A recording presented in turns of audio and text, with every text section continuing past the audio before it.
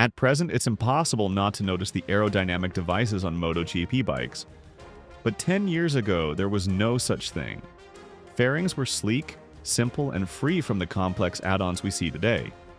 The focus was purely on mechanical performance, with little thought given to aerodynamics beyond basic wind resistance. The first step, around 2016, was to try something that had been attempted years before: small winglets on the lower sides of the fairing nose.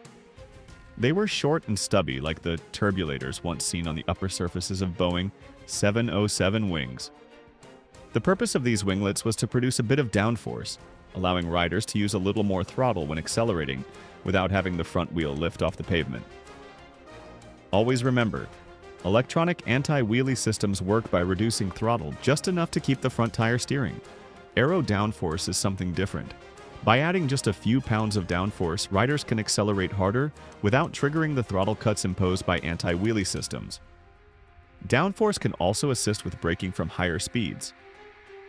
Pundits rooted in the past saw this winglet stubble as an offense against purity. Danny Pedrosa reasonably called them blades. So why were they being adopted? Because they offered the potential for higher performance. What sponsor wants their logo off camera, buried in 6th, 7th, or 8th place? Do something. Engineers are constantly discussing possibilities. How can we soften problem X? Where can we apply previously ignored effects? There are always far more ideas than there is funding to develop them. Any aero device that produces lift, or its opposite, downforce, also produces drag. The ratio of the two, L over D, measures how efficiently lift is being generated. For commercial airliners and crews, this value is 15 to 20. For sailplanes, it can be over 30.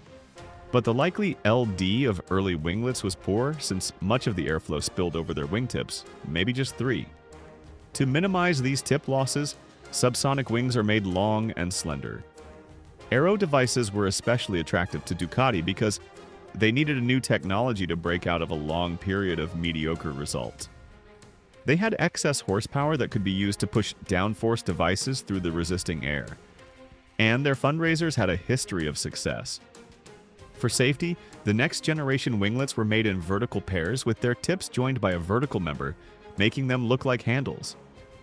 In the early days, these handles became a Ducati signature, but recently the upper ones have evolved into ducts with outlets aimed upward.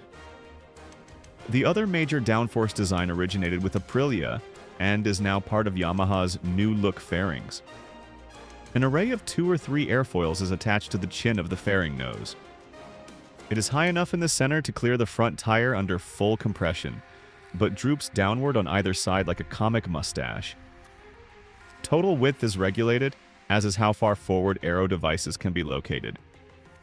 So why use multiple airfoils with slots between them, rather than a single wide chord foil?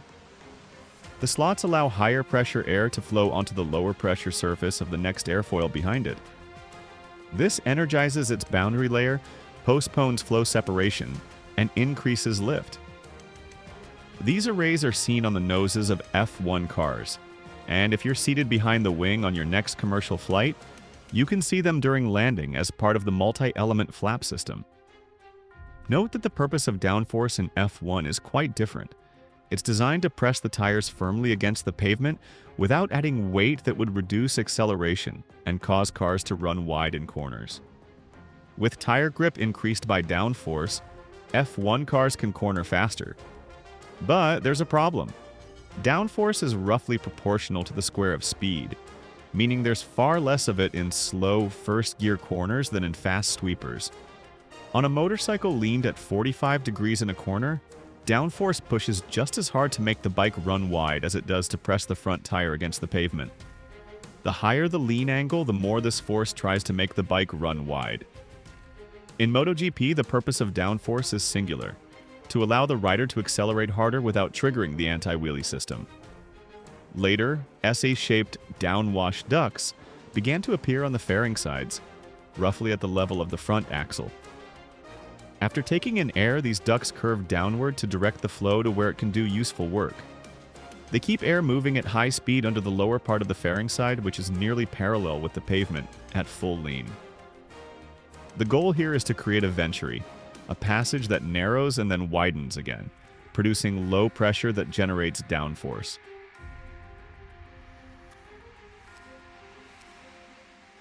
The most iconic example of downforce in auto racing came in 1970 with Jim Hall's Chaparral 2J sucker car, which used blowers to evacuate the undercar space. Skirts sealed off that space from the pavement. The beauty of the system was that it created constant downforce, just as effective when parked as at full speed. It was banned because it blew track debris at following vehicles. The workaround was to keep the skirts and shape the underbody as a venturi. Ram air entered the front, passed through the venturi, and exited at the rear. When movable skirts were banned, teams switched to near-rigid suspension to maintain ground clearance. Another clever system used exhaust-driven ejectors to energize the airflow through undercar tunnels. Venturous, one on either side of the driver. Exhaust outlets were placed at the tunnel exits, where their energy helped pump air through the system and increase suction beneath the car. This principle was even used to enhance engine cooling in Convair airliners in 1948 and on the DHC C-7 cargo plane in 1958. Some say F1 management needs a full-time typing pool just to keep up with all the banned innovations. In the case of exhaust ejectors, F1 simply outlawed making holes in the car's underbody. No more exhaust-blown venturis. Since then, F1 rules have alternated between venturi designs and mandated flat bottoms. In MotoGP, in-corner downforce is still in its early stages. Riders describe feeling their way with this new force, which is both speed and lean angle dependent. You'll often see angled shark fin arrays on seatbacks. Nearly every team struggles to some extent with rear grip. These near horizontal fins provide added downforce mid-corner and at high lean angles. Spoons? That's the nickname for aero devices mounted just ahead of where the rear tire meets the road.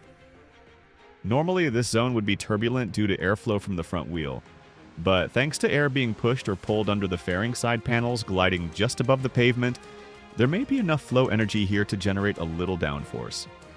And rear grip needs all the help it can get. Although not related to downforce, all MotoGP constructors must manage radiator exit air to prevent rider overheating. This might mean ducting hot air toward the rear by sealing the fairing sides to the chassis beams, or blending hot air into upward flows already being generated for downforce. You can be sure that some engineers are exploring the use of exhaust ejector effects to assist front-to-rear airflow as well. Drop your thoughts in the comments below. We'd love to hear your take. If you enjoyed this video and want to learn more about the history and evolution of legendary motorcycles, make sure to like, share, and subscribe to SK for more exciting content. Ride safe and stay tuned for our next story. Goodbye.